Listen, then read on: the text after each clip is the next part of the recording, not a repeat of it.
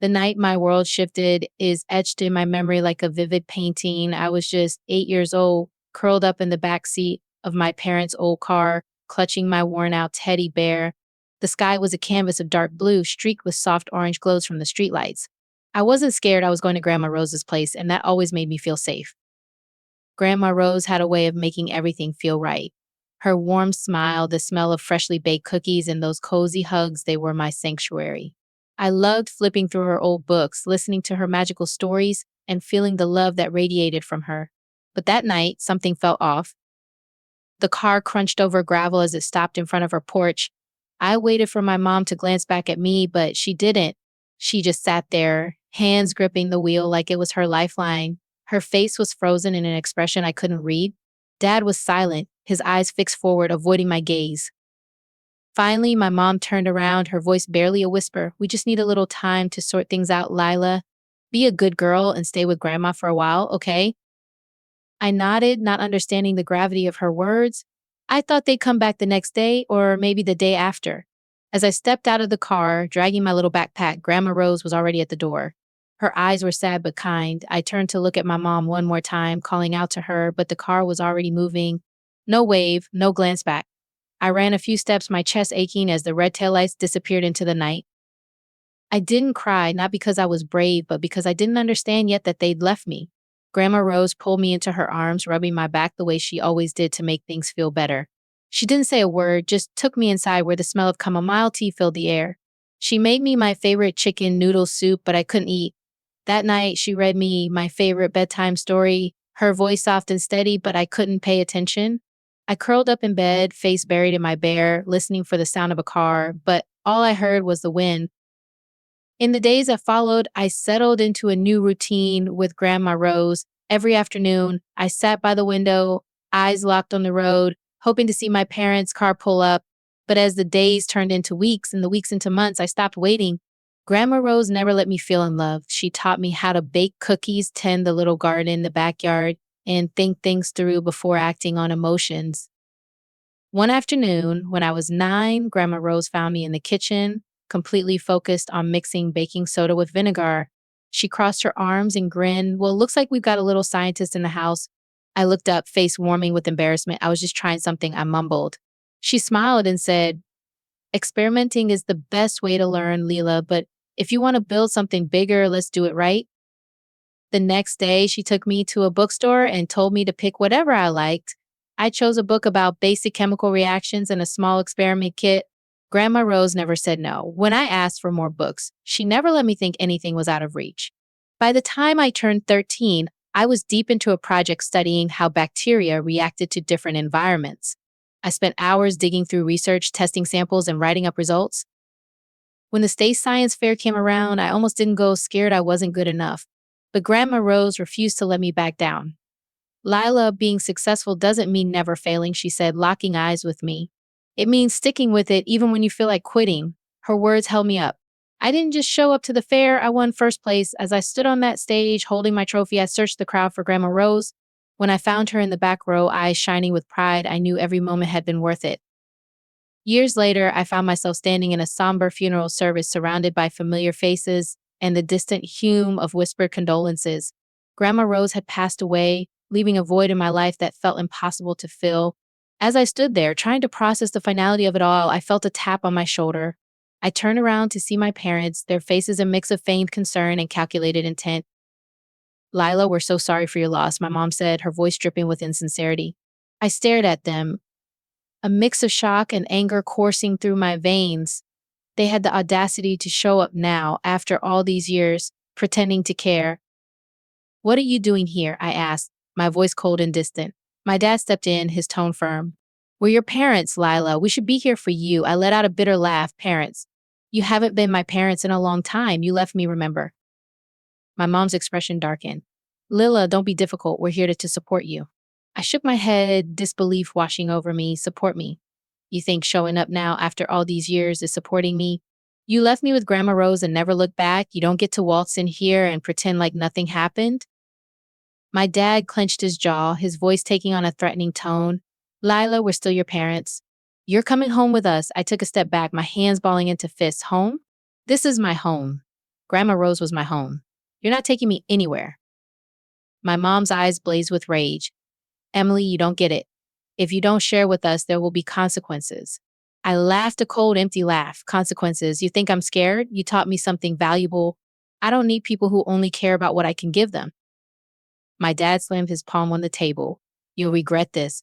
Before I could say anything, Mr. Thompson, Grandma Rose's lawyer stepped in. You're free to challenge the will if you choose, but I'm telling you now, everything's rock solid. There's nothing to exploit. My parents' faces twisted in defeat. They knew it was over. Finally, my mom stood up, face like ice. Mark my words, Lila. You might have all the money, but you'll never have a real family. I looked at her, feeling something stir inside, but it wasn't fear or hurt. It was freedom. I stood tall, adjusting the necklace at my collar, and answered steadily, I had a real family. You were never part of it. Then I turned and walked away without looking back because I knew I'd never have to face them again. The air in the law office's conference room was thick with tension. I sat at the head of the table, hands clenched in my lap, trying to steady my breathing. Across from me, Mr. Thompson, Grandma Rose's lawyer, sorted through a stack of papers with meticulous care. My parents sat opposite me, their faces plastered with fake calm, but I could see the glint of greed in their eyes. They weren't here for me. They were here for what Grandma Rose had left behind. Mr. Thompson cleared his throat, flipped a page, and looked at me. Lila, I'm Thomas Green, your grandmother's legal representative. I'll be reading her will. I nodded, keeping my face blank, bracing myself for what was to come. He lifted the document and began to read. I, Rose Grace Thompson, being of sound mind and acting on my own free will, hereby declare this document as my final testament. My chest tightened as his voice echoed through the room. He listed donations and small gifts to close friends, but when he reached the most important part, his voice slowed. All properties, investment holdings, bank accounts, and personal assets totaling an estimated value of $52 million are to be left entirely to my granddaughter, Lila Grace Thompson. Silence filled the room. The weight of the words hung heavy in the air. My parents went stiff, their expressions a mix of shock and disbelief. My mom moved first, jumping out of her seat, eyes wide. That's impossible. There must be some mistake. My dad squinted, his voice turning cold.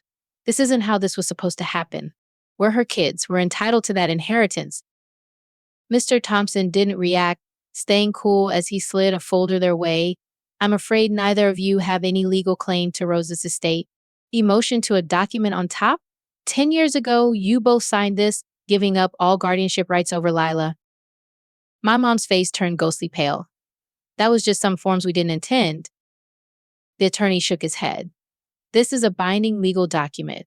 When you signed it, you gave up every right to Lila, including any claim to what she inherits. I stared at them, hoping they'd show some remorse, maybe realize what they'd done. But all I saw was bitterness and panic as their plan unraveled. My dad clenched his jaw. She must have been tricked. There's no way she'd hand everything over to a kid like her. Mr. Thompson stayed steady. Rose was incredibly sharp and detailed. Before she passed, she made sure this will was confirmed by several lawyers and witnesses. No one tricked her. My mom's hands balled into fists, her voice shaky. We're her family. We deserve at least a share. No, I said, my tone stronger than ever. They looked at me, their faces a mix of shock and anger. I held their eyes, speaking with calm certainty. Family are the ones who stick with you when it matters most. The ones who love you no matter what. The ones who raise you, guide you, and hold you when you're hurting.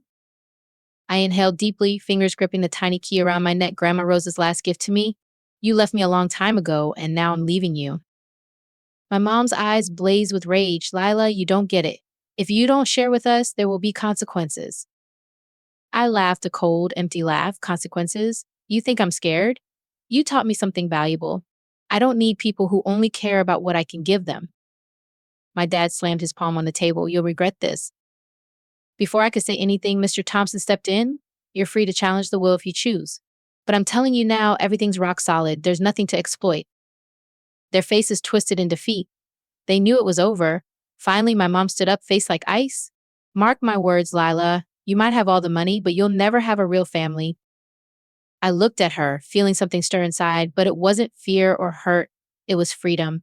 I stood tall, adjusting the necklace at my collar, and answered steadily, I had a real family. You were never part of it. Then I turned and walked away without looking back because I knew I'd never have to face them again. I thought the drama ended with the will, but I didn't count on how far their greed would go. A few weeks later, Mr. Thompson called to tell me my parents had officially filed a lawsuit to challenge the inheritance. They argued that Grandma Rose had been coerced into changing her will, claimed she wasn't mentally stable near the end, and insisted that someone my age couldn't possibly handle such a large estate. I wasn't shocked. I knew they wouldn't back off that easily, but I also knew Grandma Rose had planned for everything. We had all the legal documents, including medical evaluations showing she was of sound mind when she finalized the will. Every part of the estate had been properly handled and transferred. There was nothing for them to manipulate. The judge tossed the case almost immediately. I figured that would be the end of it. I was wrong. That afternoon, I was at Montgomery Enterprises, the firm Grandma Rose had built from the ground up, when the receptionist buzzed over the intercom. Miss Lala, there are two individuals downstairs saying they're your parents. They're insisting on speaking with you right away. I let out a long breath, dropped my pen, and leaned back in my chair. This never-ending back and forth had drained me. I'll come down. As the elevator doors opened, I felt my spine straighten. I wasn't that crying 8-year-old anymore. There they were, standing in the center of the marble lobby, pulling the attention of everyone around. My mother stood with her arms crossed, impatience written across her face, while my dad loomed beside her, tense and stiff. The second they saw me, they made a beeline in my direction. Lila, my mother said first, her voice dripping with that familiar fake concern. We need to talk. I didn't move closer, just crossed my arms. Talk about what exactly? My dad stepped in, his voice taking on a firm tone. We can't leave things like this. You know it. We're still your parents. I gave a short laugh, cold and empty. Like what? The way you both walked away from me a decade ago and never looked back. My mother's jaw clenched. Watch your tone, Lila. I know you're upset, but this isn't just about old wounds. This is about family, about what's rightfully ours. I raised an eyebrow. Ours? What makes you think you have a right to anything? My voice didn't waver. You didn't come back to make things right. You came back for the money. My mom blinked but didn't deny it. My dad took a breath and leaned in slightly, dropping his voice into something more threatening. If you won't play nice, we'll have to take a different route. I tilted my head. Different? How? He tightened his fists. We could go public. The media would love to hear about a teenager robbing her parents of their inheritance. I let out a sharp laugh. Is that a threat? I didn't budge. Fine. Go public. Share your version of the story. But remember, the truth always comes out. I stepped in closer, lowering my voice but making every word sting. Tell them how you left your daughter at 8 years old without saying goodbye. Tell them how you tried to scam your own mother out of everything she built. Tell them how in 10 whole years you never once checked if I was even alive. And then after Grandma Rose passed, you showed up again, hoping to claim something that was never meant for you.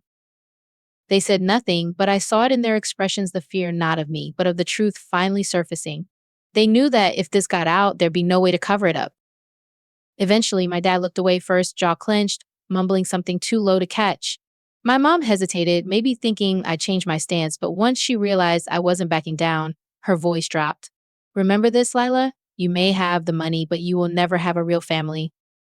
I didn't flinch, locking eyes with her. I had a real family. You were never part of it. Then I turned and walked away without looking back because I knew I'd never have.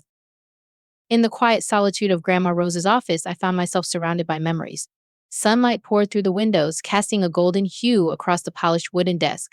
Everything looked exactly the same, the carefully stacked ledgers, the delicate porcelain teacups sitting on a high shelf, and her framed photo on the wall. Those sharp but gentle eyes watched over me, guiding me even in her absence. In front of me was a small wooden box with a sealed envelope resting on top. My hands trembled as I opened it, revealing Grandma Rose's elegant handwriting. It felt like her voice was in the room, speaking directly to me. To my dearest granddaughter, Lila, it began. Her words were a little unsteady, but still elegant, filled with the love and wisdom that had always defined her. I ran my fingers over the words, almost like I could touch her through the ink. If you are reading this, then I am no longer with you. That breaks my heart because I never wanted you to feel alone. But remember, even though I am no longer in this world, I will always be watching over you in every step you take. She addressed the question that had haunted me for years why my parents had left me. You have always wondered why your parents left you? And I know that question has hurt you deeply. But the truth is, they didn't just leave you, they tried to take everything I had. When they realized I wouldn't be deceived, they chose to walk away. But I have never regretted keeping you. You were the greatest gift they unknowingly left behind. Her words filled me with a mix of emotions, pain for the past, but also a deep sense of love and belonging. She had chosen me, fought for me, and loved me unconditionally. Lila, I am not just leaving you wealth, I am leaving you a legacy. I spent years building a child foundation, a charity dedicated to helping abandoned children just like you once were. I quietly used my resources to give opportunities to those who had no one to protect them. I know you have the strength to do this. You've always been tough, smart, and full of heart. Don't let what happened in the past keep you from moving forward. Use what I've left you to make a difference in whatever way feels right. Tears rolled down my cheeks as I read her closing lines, standing alone and powerful on the page. I have always believed in you, and I love you forever. In the weeks that followed, I dove into learning everything I could about the Hope Foundation. The office was tucked inside a humble building Grandma Rose had bought years earlier. There, I met the team that had stood by her side, people truly committed to helping kids who had no one else. One of them, Maria, a woman probably in her 50s with gray running through her hair, came up and gently held my hand. Sweetheart, Rose always said that one day you would come here. She believed you were the only one who could carry on her vision. I looked around the room, taking in the walls, filled with pictures of happy kids, folders tracking the progress of lives turned around, and handwritten letters from those who had once been lost but now had hope. I let out a slow breath, feeling the weight of responsibility, but also the profound sense of purpose. I don't know if I'm ready for this, I admitted, my voice barely above a whisper. Maria gave a small shake of her head. You're here, that's already something important. And that's when I knew I was going to make it work. Alongside running the foundation, I also stepped into Montgomery Investments, the company Grandma Rose had spent years building. At first, the board didn't take me seriously, a young woman with zero background in finance. But I wasn't about to let their doubts break me. I poured myself into learning, spent long nights studying, never missed a meeting, and listened closely to the top minds in the firm. I kept remembering Grandma Rose's advice, knowledge is power, and I used that power to earn my place. A year later, as I stood in front of the board, presenting a new strategy to grow the company's reach into social-driven ventures, something shifted in their faces. They saw me differently with respect. I wasn't just someone who inherited wealth anymore, I had become a leader. We have the power to make a difference, not just for ourselves, but for those who need it most, I said, my voice filled with conviction. The board was impressed by my vision and dedication, and I could see the change in their eyes. Sure, I could have bought anything with the inheritance Grandma Rose left me, but I held onto her old Toyota. It sat quietly in the garage, collecting a light coat of dust, but I could never let it go because it wasn't just a car. It was a reminder of principles she lived by: keep it simple, work with purpose, and always lift others when you can. I wasn't just carrying Grandma Rose's wealth, I was carrying her beliefs. I'm not just her heir, I'm her legacy. Life doesn't always play fair, but it's in how we handle the tough moments that our true selves are shaped. By stepping into Grandma Rose's work, I didn't just discover who I was, I showed that we are shaped not by what we've lost, but by what we choose to create. As I sat in the quiet of my home, reflecting on the journey that had brought me to this point, I couldn't help but feel a profound sense of transformation. The challenges I had faced and the growth I had experienced had shaped me into someone stronger and more resilient than I ever thought possible. Life doesn't always play fair, but it's in how we handle the tough moments that our true selves are shaped. I had been left behind, broken by the abandonment of my parents, but I didn't let that story define me. Instead of falling apart, I transformed my pain into something meaningful. The most powerful legacy isn't in what we own, it's in what we give back. By stepping into Grandma Rose's work, I didn't just discover who I was, I showed that we are shaped not by what we've lost, but by what we choose to create. The Hope Foundation had become more than just a charity, it was a testament to the power of love, resilience, and the unyielding belief in the potential of every child. I found fulfillment in carrying on Grandma Rose's legacy and making a difference in the world. The stories of the children whose lives had been transformed by the foundation's work inspired me and fueled my passion. I was no longer just the heir to a fortune, I was the steward of a vision that had the power to change lives. As I looked to the future, I felt a sense of hope and determination. I knew that I had the power to shape my own destiny, to create a life filled with purpose and meaning.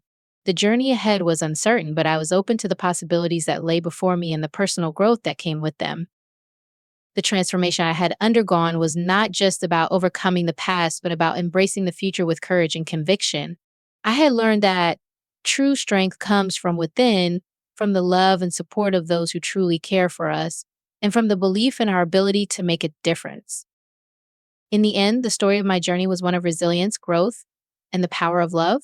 It was a testament to the idea that we are not defined by our circumstances, but by the choices we make and the legacy we leave behind. And as I stood on the precipice of a new chapter, I knew that I was ready to face whatever challenges came my way, armed with the strength of my experiences and the unwavering belief in the power of transformation.